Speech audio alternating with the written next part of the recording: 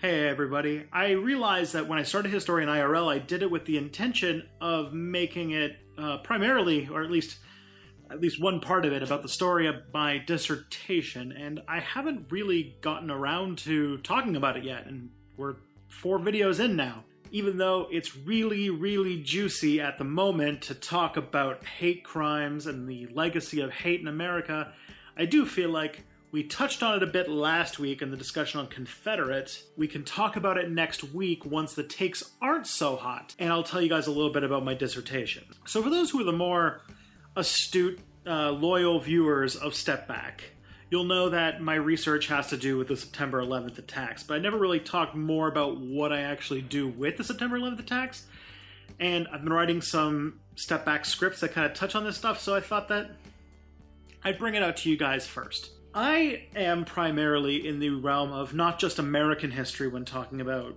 9/11, but I also am part of the realm of the history of communication, the history of technology, and memory studies. Those are the big 3 things that I would call myself part of. So I am interested in how an event, any event, becomes part of our collective narrative, our history. Because not everything becomes part of our collective narrative. Things that maybe should be added don't get added, and things that shouldn't be added really are, and in many ways there are things in our collective narratives that are completely false or misinterpreted. And so I was really interested in how we collectively design these things and how that shapes and makes itself. And so I wanted to think, where could I start a project like that? And my thought went to the September 11th attacks, because the September 11th attacks, compared to any other event in modern history, have probably the most amount of primary source documents available about them of any other source, or of any source in the world. I can't think of any other historical event, but because of the exponential increase in sources that have more primary data than the September 11th attacks. That's where I started, and I wanted to figure out the story, and I'm looking at it through different layers. So the first thing I wanted to look at is I realized that for myself and nearly everybody, except for a relatively small amount of people, the September 11th attacks were not experienced firsthand. In many cases, 9/11 wasn't even experienced firsthand or by firsthand accounts. Many people don't even know somebody who was there. 9/11 was primarily experienced through media. And this is why I had to delve deep into media studies to do my research.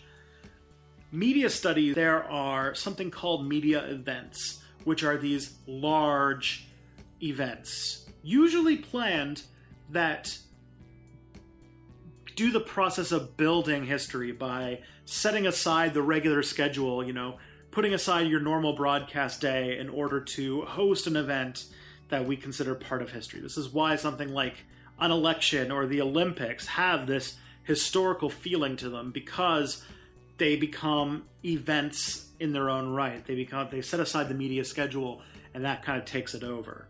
So then I realized that part of the understanding of how an event becomes history, because so few people experience historical events firsthand, really is a process of mediation. It is a study on how media cover something and how the coverage of it changes over time. So the media landscape during the September 11th attacks is a very complex and interconnected thing. You have the internet at this point, and the internet's very different than it is today. So I have to kind of develop a field almost of internet history where we have to look at how the internet's changed over time and how it's structured. Not only like what websites people go to, but how the business models work and how the actual physical internet structure is developed. And that's a whole thing in and of itself. This is the age of cell phones, which meant that communication was much more instantaneous and ubiquitous. But still, we have to talk about other forms of communication. Most people remember the 9/11 attacks through the prism of television news. This was really the time when the 24-hour news network really came into its own. And we have to talk about that. Good thing there's an archive. It's over 3,000 hours of video that I'm going to have to go through at some point in my life. There's also newspapers, movies, video games, books. There's actually a small subgenre of 9/11 novels. Everything.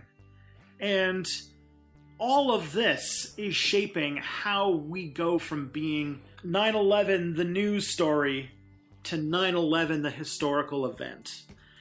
And I'm going to be making a few arguments that says that really this process has happened many times in our past, and in the case of 9/11 has been stalled because of the incompleteness of the war on terror. And that's going to be in a whole story for another time. So then my next thing is, what is the technological systems that I'm studying? I have the media. How does the media work?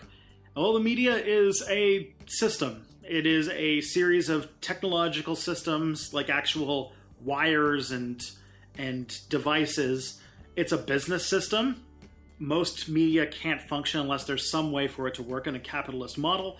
So you have to discuss how business models change incentives about how to cover something in a media context. And lastly, there's just the business culture. There's like a social angle.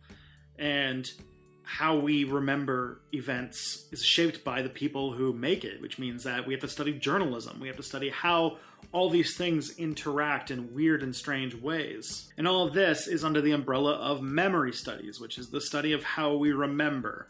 There's a whole lot to talk about with that, but it looks like I'm going to have to do it for another day because I've already winded myself and gotten a lot of distractions because they're testing the fire alarms in this building today. The short story is we have memory that is both personal and memory that is collective, which is like what we refer to as history, and that this is something that we usually tie to nations or ethnic groups, and that has ramifications in and of itself. The other problem that I'm trying to solve is methodological, and it's a technological problem as well. You see, history has not done a ton when it comes to quantitative methods. We are usually in the business of reading things, writing about them, taking notes, and inferring through our own interpretation. But there's far too many sources for one human to do it all, to read every single one of these. I imagine that if I were to watch all of the video archive of the 9/11 attacks, would take me about 3,000 hours, which I could do, but it'd be hard to process that much information. There is gigabytes of text. There are thousands, millions of pictures, and far too many for a person, one human being, to process in a lifetime. And that's where I have to develop new methodologies. Luckily, other disciplines have already done this, and this is where I'm going to look at stuff that's happened in literary studies with far reading. I'm going to look at some of the really cool stuff that's happened in the realm of big data, and I'm going to look into machine learning and trying to get software to figure out how to interpret pictures, video, text, who knows. My current project, the one that I've been working on this summer, is that I took a scrape, which is where you download a whole bunch of data off the internet. I took a whole bunch of data of the Wikipedia page for the 9/11 web page, like the 9/11 page on Wikipedia. I downloaded every single edit of it, and there's about 15,000 so far since about 2002. So I scraped all this information, I downloaded it, I've been cleaning it, and now I'm trying to figure out what kind of data that I can pull out of it. I'm looking at how frequently these update to see if there's clusters and if I can link that to any news events. I'm looking at language changes, so maybe try to see what kinds of verbs and nouns change over time, what they're linked to, what kind of sources people use, all these kinds of things. I have a whole bunch of data to work with, and so it'd be really fun to find out, what I can pull out. And I will update you guys as that happens, because that's what Historian IRL is primarily going to be about. When I finish it, I don't know. Anyways, until next week, I'm Tristan, a historian, IRL. Make sure to like, share, and subscribe.